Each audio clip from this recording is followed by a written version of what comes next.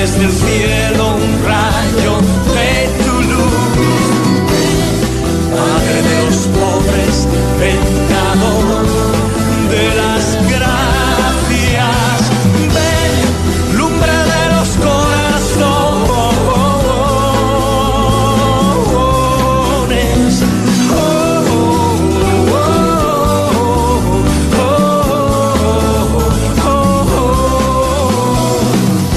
Oh, luz santísima, llena lo más íntimo de los corazones de tus fieles. Sin tu ayuda, nada hay en el hombre, nada que sea inocente. Lava lo que está manchado, riega lo que es árido, cura lo que está enfermo, doblega lo que es rígido, calienta lo que es frío, dirige lo que está extraviado. Espíritu Santo, y envía desde el cielo un rayo de tu luz. Ven, Padre de los pobres, ventador de las gracias, ven, lumbre de los corazones. El Evangelio está tomado de San Juan, en el capítulo 3, versículos del 16 al 18.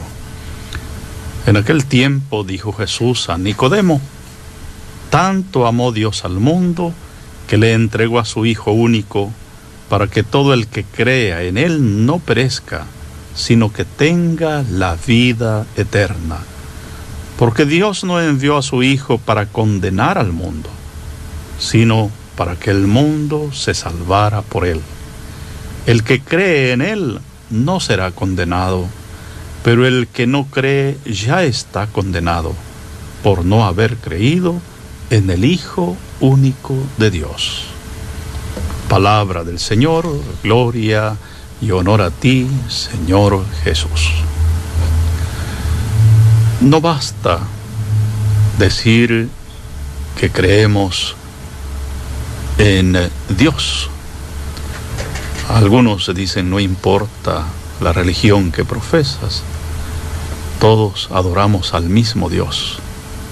Y eso no es verdad, porque los musulmanes invocan a Alá, a Dios, pero no es el Dios que se encarna, el Emmanuel, el que se abaja, el que viene a nosotros.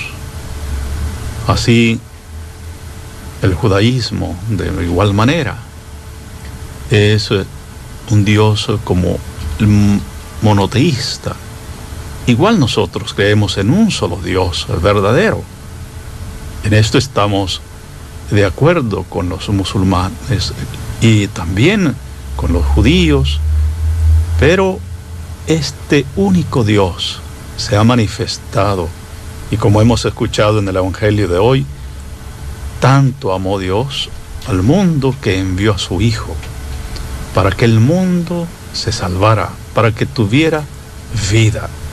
De tal manera que este es el Dios de Jesucristo, el Dios que se manifiesta misericordioso, el Dios amoroso. Y la unión entre el Padre y el Hijo, esa comunicación íntima, es el Espíritu Santo. Antes de entrar más en el comentario al Evangelio, veamos algunos pasajes de la Sagrada Escritura que nos hablan de la Santísima Trinidad. Aunque esta palabra no la encontramos específicamente en la Escritura como Trinidad, pero sí toda la doctrina.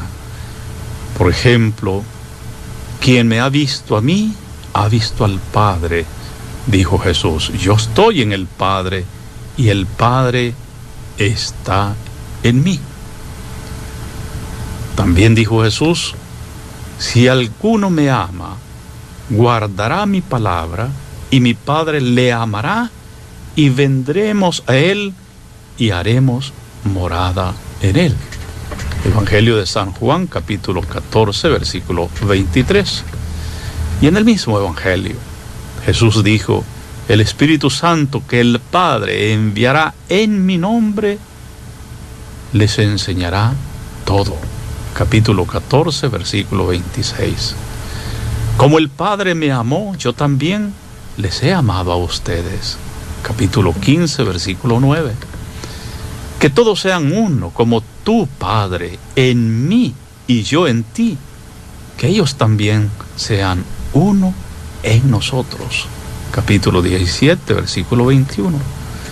Y en el capítulo 20, versículo 17, Jesús dijo: subo a mi Padre y al Padre de ustedes, a mi Dios y al Dios de ustedes.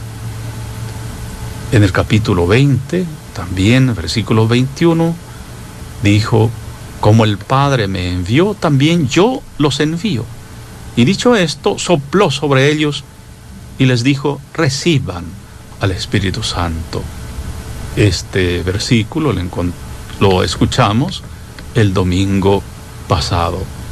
De tal manera que en la misma Sagrada Escritura encontramos la doctrina de la Santísima Trinidad.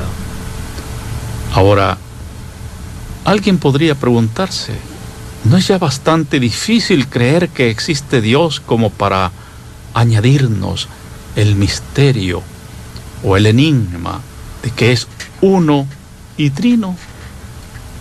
A diario aparece quien no estaría a disgusto con dejar aparte la Trinidad, también para poder así dialogar mejor con los judíos y los musulmanes que profesan la fe en un Dios rígidamente único.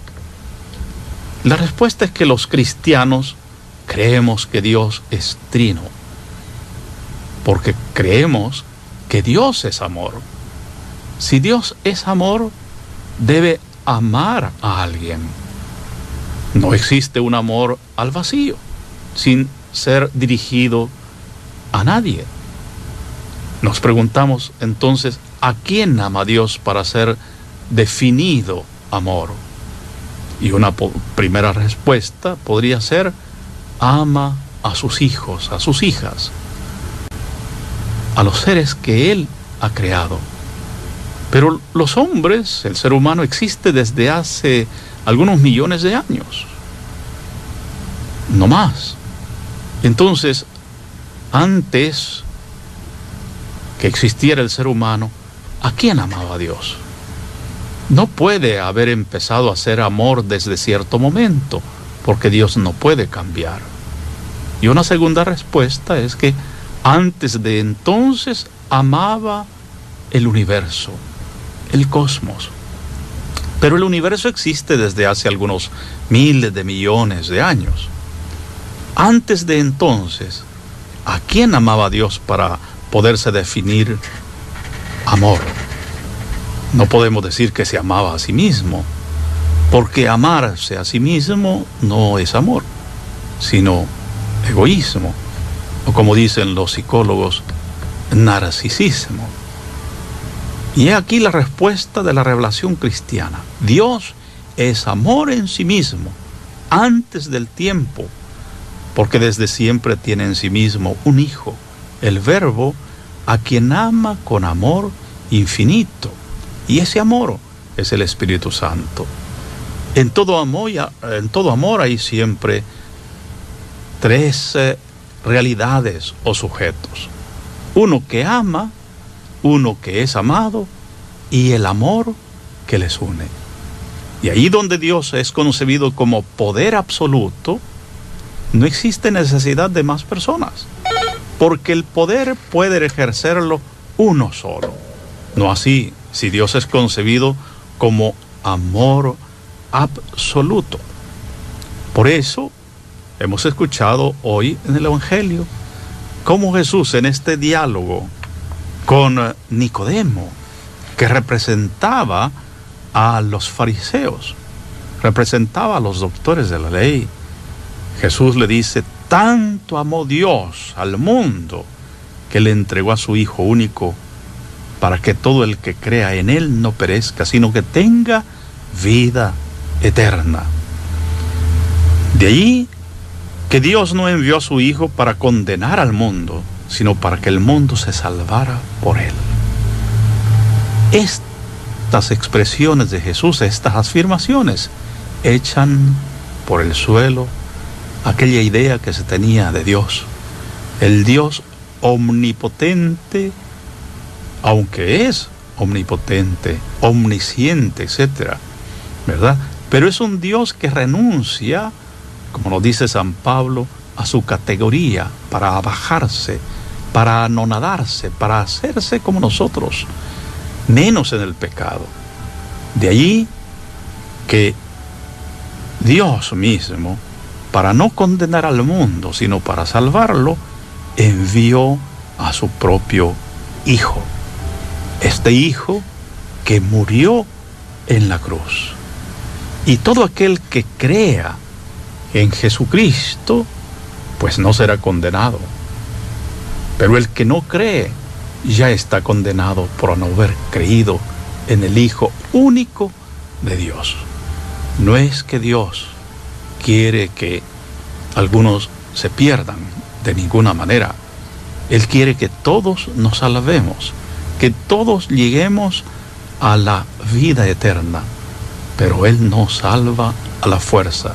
Él respeta nuestra libertad. De allí pues que Dios es amor. Como el Papa Benedicto XVI nos dice en la encíclica, Dios es amor. En efecto, ese amor que tiene al Hijo, pero este amor lleva incluso a entregarlo. ¿Por amor a quiénes? Por amor a nosotros. Y el Hijo mismo promete a los apóstoles el Espíritu Santo. Ahora, esto es lo que celebramos y esto es lo que nos identifica como verdaderos seguidores de Jesucristo, porque creemos en el Dios que es comunidad. No es un Dios solitario, es un solo Dios verdadero, pero en tres personas distintas. La teología se ha servido del término naturaleza o substancia para indicar en Dios la unidad, y también se ha valido del término persona para indicar la distinción. Aunque con el correr del tiempo el concepto persona ha cambiado bastante, ¿no? Incluso significa máscara, pero lo esencial se mantiene en cuanto al concepto. Por esto decimos que nuestro Dios es un Dios único en tres personas. La doctrina cristiana de la Trinidad no es un retroceso, un pacto entre monoteísmo y politeísmo, es decir, varios dioses, no. Al contrario, es un paso adelante que solo el propio Dios podía hacer que lo diera la mente humana. La contemplación de la Trinidad puede tener un precioso impacto en nuestra vida humana. Es un misterio de relación, es un misterio de comunión. Y las personas divinas son definidas por la teología relaciones subsistentes. Significa que las personas divinas no tienen relaciones, sino que son relaciones, es decir, ellas mismas. Y entonces los seres humanos tenemos relaciones. Así llamamos pues la comunicación que hay entre el Padre y el Hijo, entre la madre y el hijo, entre la esposa, el esposo, entre el tío y el sobrino, entre el padrino o la madrina con el ahijado. Pero no nos agotamos en esas relaciones. Existimos también fuera y sin ellas. No así el Padre y el Hijo y el Espíritu Santo. Ahora, queridos hermanos, escuchemos un canto relacionado a la solemnidad que celebramos.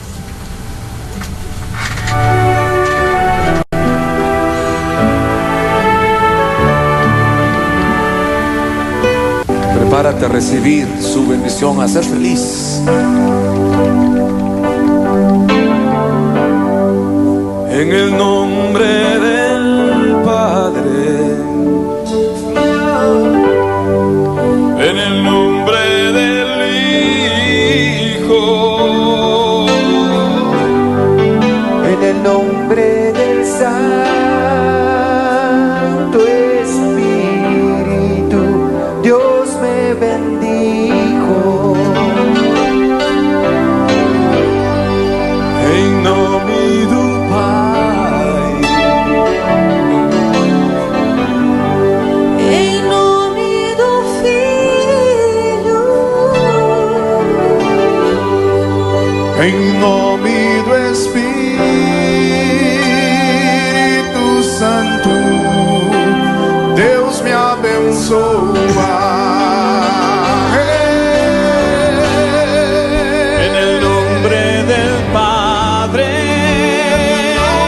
Del Padre, em nome del Hijo, em nome del Santo Espírito, Deus me bendiga. canta América, canta Europa, canta Brasil. En el nombre del Padre, en el nombre del Padre, en el nombre del Hijo, en el nombre del Santo Espíritu, Dios me bendiga. Ustedes solos, Marcos, ustedes solos,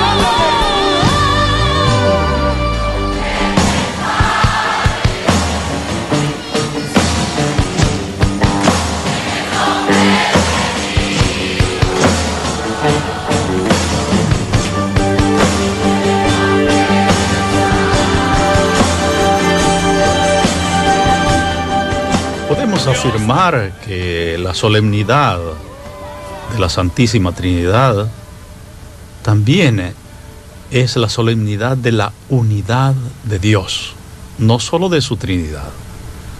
Los cristianos también creemos en un solo Dios, solo que la unidad en la que creemos no es una unidad de número, sino de naturaleza. Se parece más a la unidad de la familia que a la del individuo. Se parece más a la unidad de la célula que a la del átomo. Y para comprender un poco más este gran misterio, podemos compararlo con la familia misma, ¿no? En la familia hay muchos individuos, dependiendo de los hijos que haya. Está el padre, la madre y los hijos. Todos pertenecemos y pertenecen a la naturaleza humana. Nadie es Dios, aunque por el bautismo hemos sido aceptados en la familia de Dios, pero no somos dioses. Pertenecemos a una naturaleza humana. Sin embargo, hay varias personas: el padre, la madre, los hijos, después vienen los nietos, y entra en la familia la suegra, los yernos, las nueras, de tal manera que hay una sola familia humana, pero con distintas personas. Así es, Dios es uno porque es la naturaleza divina, y hay tres personas distintas. La primera lectura de la solemnidad nos presenta al Dios bíblico como misericordioso y clemente, lento para enojarse y rico en amor y fidelidad. Y este es el rasgo que reúne más al Dios de la Biblia, al Dios del Islam y al Dios de la religión budista, y que se presta más por ello a un diálogo, a una colaboración entre las grandes religiones. En efecto, el libro del Corán en cada uno de sus capítulos, porque los capítulos, nosotros llamamos capítulos a las divisiones que tiene la Biblia, ¿verdad? Sin embargo, en el Corán cada capítulo se llama sura. Pues cada sura empieza con la invocación en el nombre de Dios, el misericordioso, el compasivo. En el budismo, que desconoce la idea de un Dios personal y creador, el fundamento es antropológico y cósmico. Ellos creen que el hombre debe ser misericordioso por la solidaridad y la responsabilidad que le liga a todos los vivientes. Las guerras santas del pasado, el terrorismo religioso del presente, son, por lo tanto, una traición. No es una defensa de la propia fe. ¿Cómo se puede matar en nombre de un Dios al que se continúa proclamando como el misericordioso, el compasivo y el clemente? Pues esta es una tarea urgente, la tarea del diálogo interreligioso que juntos, los creyentes de todas las religiones, debemos perseguir por la paz y el bien de la humanidad.